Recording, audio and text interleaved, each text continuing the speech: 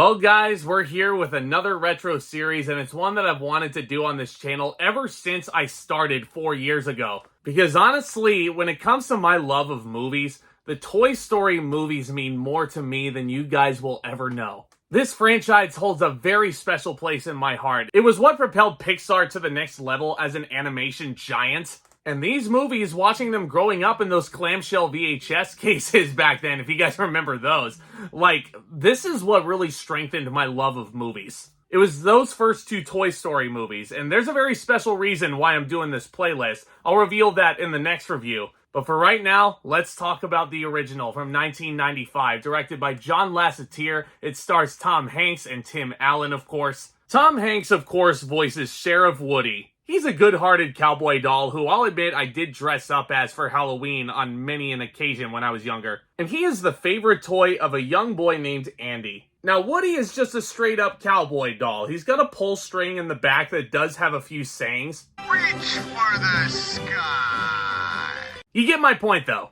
Not very hip. So it's only fitting that he feels his position is jeopardized when his parents buy him a Buzz Lightyear action figure for his birthday. And when we meet Buzz Lightyear, voiced by Tim Allen, Buzz actually thinks he's a real spaceman on a mission to return to his home planet. And yes, that is not only arrogant, that is not only delusional, but it's freaking hilarious. And Woody and Buzz actually end up outside the house because of Woody's jealousy, and they wind up in the backyard of Andy's next door neighbor, Sid, who, yeah, my god. If you go to Oogie Boogie Bash, if you don't want to be insulted, don't run into Sid. I'm just gonna tell you that much. But Sid is the destructive kid. He's the one who doesn't really know how to handle his toys. He's the one who doesn't really know how to play with them. Instead, he would rather just makeshift this spider baby head thing. He would rather just put a wind-up thing in a toy frog. Which, yes, my girlfriend Lindsay would absolutely love that Sid has a frog. But Woody and Buzz are not only racing to get out of Sid's backyard, they have to get into Andy's moving truck because Andy and his mom and his sister are moving to a new house. So now it's not only a race against time, it's a race out of the freaking neighborhood. And let me tell you guys, it sounds like there's a lot going on in this movie. It looks like there's a lot of characters in here. Obviously, every single one of them is extremely distinct. You remember a lot of their lines. But the thing with Toy Story is, every single one of them is memorable. This movie runs 81 minutes, and it is a lightning fast pace, and it's freaking perfect. John Lasseter and the developers at Pixar pretty much caught lightning in a bottle. Even though this was stuck in development hell for a few years, they had to go back to the drawing board numerous times. Actually, drawing board might be a bit inaccurate. They had to go back to the computers many times. And for 1995, this animation is still very colorful, it's still very stunning, and for the most part, this animation looks like it hasn't aged one bit. There is one facet that always nags at me. Sid's dog Scud always looks like he's never finished to me. And I get it, this kind of makes the animation look a little bit dated. But that's the only exception, man. Like, you could have fooled me. Like, if you had told me that Toy Story came out like 10 years after it actually did, I would have been like, wow, that is a game changer for animation right there. And then again, I still would have thought the animation was groundbreaking for 2005. The fact that this came out in the mid-90s is still mind-boggling to me. And literally everybody and their mothers went and saw this movie Thanksgiving weekend of 1995. Disney and Pixar more than made a profit back off of box office returns. And Toy Story still to this very day is one of the most profitable IPs, I think, in Disney's umbrella. And it's not hard to see why, because every single character that you get here, like, you can't pin down just one as your favorite. Of course, you gotta start off with everybody's favorite everyman, Tom Hanks, voicing Sheriff Woody. And look, this guy was right at the peak of his career. He was right in the middle of his back-to-back Oscar wins in the mid-90s for Best Actor. And this guy just hits every note just right. As does Tim Allen as Buzz Lightyear. And listen, Tim Allen, say what you want about the man now, but he was absolutely perfect casting. And Buzz's whole character arc is so touching and so funny and so heartwarming and heartbreaking. Case in point, this movie built in a lot of gadgets for us to get behind Buzz. And I'm not just talking about the button-activated voice box. I'm not just talking about the wings that make him fly, which leads to a great introduction scene. But I'm still just as impressed with Buzz Lightyear as all of Andy's other toys are. It's a great character, and the fact that he has to come to grips with his existentialism,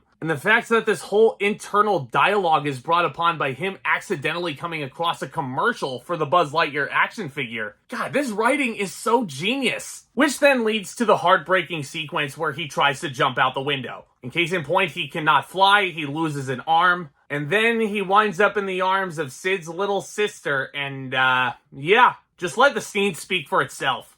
I am Mrs. Nesbit. This dude is freaking wasted. And that's another thing about Toy Story. Like, there's a lot of things, especially on this most recent rewatch, that I started noticing more as an adult.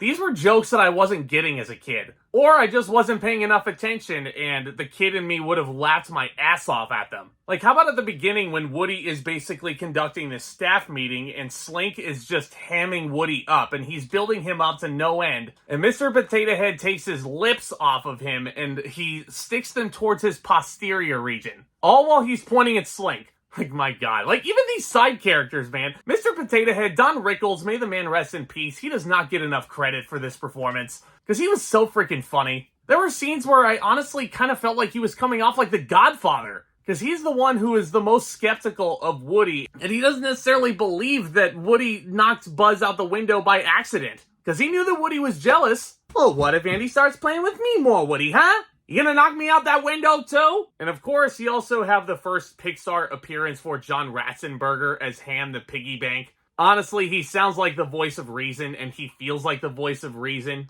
And Rex the dinosaur, man. Rex the dinosaur. How you doing, Rex? Were you scared? Tell me honestly. Like, I relate to this guy so much. He is riddled with anxiety. Which honestly is all the more funny because this guy is a very frightening looking T-Rex. A very frightening looking T-Rex made by Mattel. But you kind of get where I'm going here, guys. Every single thing about Toy Story just feels so freaking memorable. Whether it be our leads, the side characters, the relationship between our leads, the dialogue that our leads share, and every single scene that they have on this adventure. God, it's just all so freaking good. You know what else sounds freaking good right now? Pizza. Like, every single time I see that pizza scene, and every single time I saw it as a kid, I was always craving that pizza, man. I was always like, Mom, can we get pizza? Were you watching Toy Story again, Zack? Yeah. Paraphrasing there. But even the design of Pizza Planet, like, look at this thing. It's so cool. And for the longest time as a kid, I wanted to visit that restaurant. Well, heck, nowadays in Disneyland's Tomorrowland, you can. It's actually pretty good pizza, too, not gonna lie. Every single scene in Toy Story feels earned, whether it be the argument underneath the big semi-truck at the gas station. There's a clever little Easter egg referring to Dynaco, the car's sponsor. As well as the climax, which honestly feels like two different climaxes for the price of one. Like, if you just put either one of these climaxes as it's for this movie, I would have been satisfied.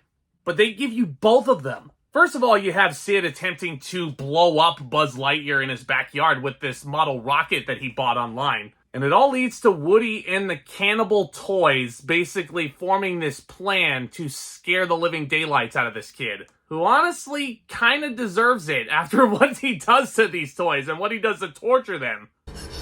So play nice. It's so freaking awesome. It comes off like a horror movie scene. And how this kid just runs like a scalded dog back into the house after the toys scare him to death. God, it gets me every time. It's so funny. And then the actual chase down the suburban street to actually get to the moving truck. That is really exciting. Also has some pretty quotable dialogue in there too. Toss them overboard! And the way this movie wraps up with them ending up in Andy's van, and they're a happy pair, they're a happy team. They're flying through the air in this neighborhood. It's an iconic Pixar image that will live rent-free in our heads for the rest of our lives. This original Toy Story just did everything right. You can nitpick this movie to pieces. You can say that there's a few plot holes here and there.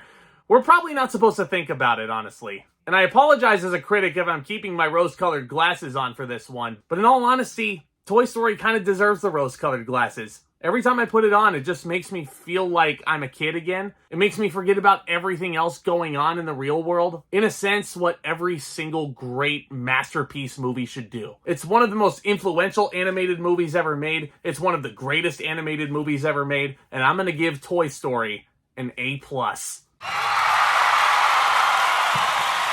But now, hold on a second, because believe it or not, this original Toy Story, not my favorite of the series. That distinction goes to Toy Story 2, and that's the whole reason why I'm doing this playlist for you guys.